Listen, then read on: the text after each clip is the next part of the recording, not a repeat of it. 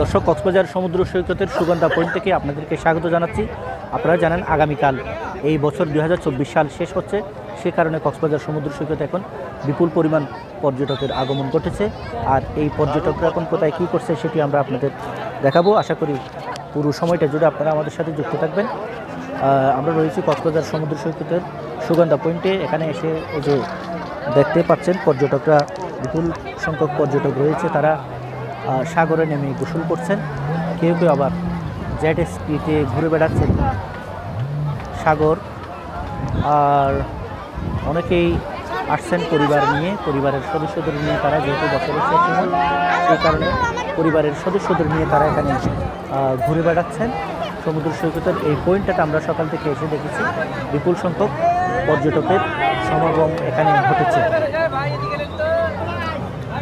বিপুল সংখ্যক পর্যটকের সমাগম ঘটেছে এদিকে।